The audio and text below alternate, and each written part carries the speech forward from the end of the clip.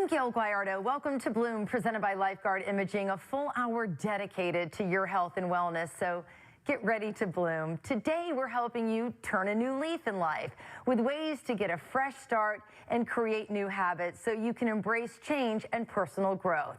Joining us now is physician and the author of The Power of Five, the ultimate formula for longevity and remaining youthful, Dr. David Bernstein. Dr. Bernstein, it's great to see you. Thank you for inviting me, Gail. It's wonderful to be here with you today. So let's talk about the power of five. You have like 5 staples that you yourself like to live by. Exactly right. I came up with 5 ideas that we can all incorporate into our lives to make us healthier, more youthful, and live longer. Okay, so talk me through them. So I limit my recommendations to 5 because we can all remember 5 items. Manage your sweets, manage your stress, get more sleep, sweat, which is exercise, and sex, which is all about socialization, relationships, connections, and intimacy. Okay, so let's run through the list. So start with let's back up to number 1. Sweets. That's your diet. That's what you eat. And what I found is one of the most important and the main ingredient in my Power of 5 has to do with inflammation. And sweets, sugar, high complex foods or processed foods are the ones that cause inflammation in our body. And we need to manage that. And even, alcohol use. I mean, that's a lot of sugar when you drink. Alcohol is converted into sugar immediately. It's the fastest way and most efficient way for your body to make sugar. And it's inflammatory, and it packs on calories, and it affects our sleep, it affects our sex life, it affects everything in our bodies. So thanks for mentioning that one right off the bat. Yeah, absolutely. And then you talk about managing stress, and that is so difficult for so many of us. It is, and in my 40-year career, I had my elements of stress, and I saw it in my patients. And I know that what goes on in your body with increased hormone levels, of cortisol in particular, those are hazardous. So managing it's important. If it's a relationship, make some changes in the relationship. If it's not, and you have an opportunity to work on mindfulness and meditation, it's important to incorporate that into your life. Okay, and sleep, that is another golden rule. We just don't get the quality of sleep that we need. When we were all growing up and in college, we pulled all-nighters and thought that we were really great. And as a physician, getting up at 4 or 5 in the morning and working all day, we thought we were real heroes, but we were hurting our bodies in doing that. And it's important to get 7 or 8 hours of healthy, good quality sleep every night. And if people have a sleep disorder, either insomnia or sleep apnea, see a doctor and get it fixed. All right, and then you say it's important for us to sweat.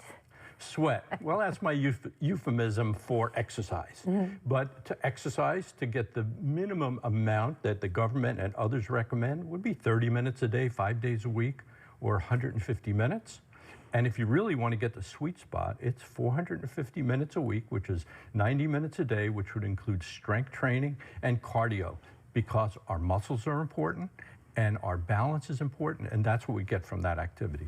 And you and I have actually talked about this topic a lot on the show, and that is sexual connection. It's important at any age. You even talk to your patients about that.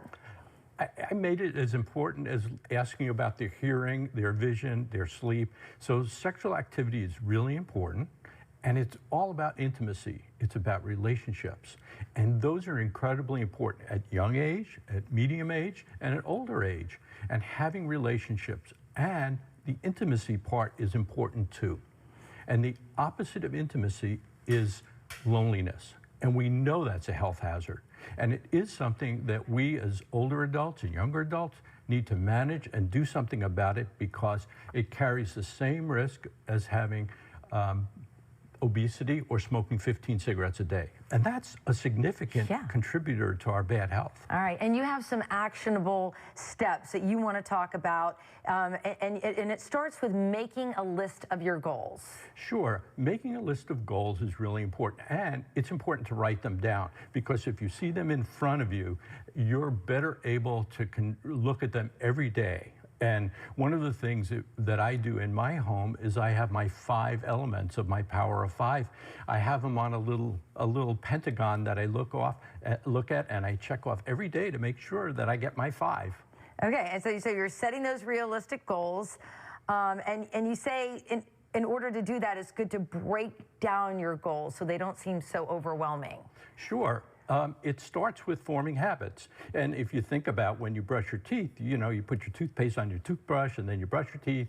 And then the next thing you do, you may wash your face and wash your hair. So breaking them down to the small manageable steps and then adding them on or stacking them can be an effective way to do that.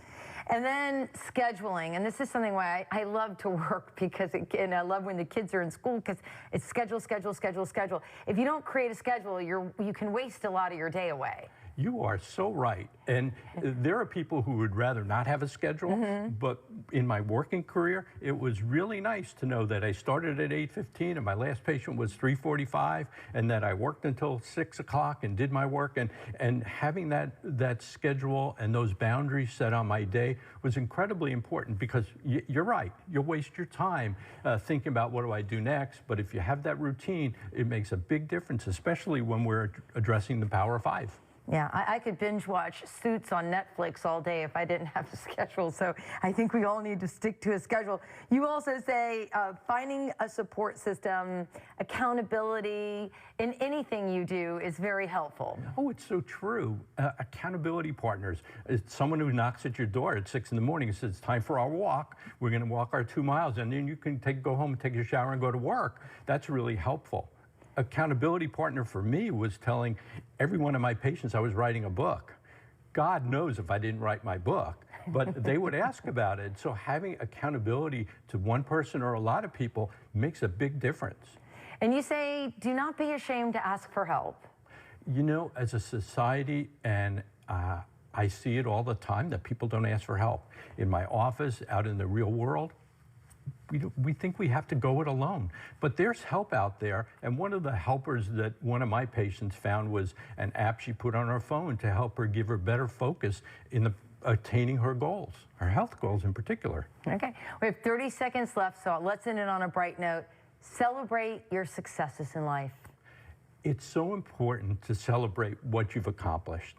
And so what do those things what would they be if we're doing it for health? But it may be buying some earrings like my wife recommended to me, or seeing a movie, or going out with friends, or celebrating with a healthy dinner. But celebrating your accomplishments is really important. Otherwise, they're just things you do all the time, and you don't get a reward. So rewards are important. All right, doctor, thank you so much. It's always so great having you on Bloom. Been a pleasure.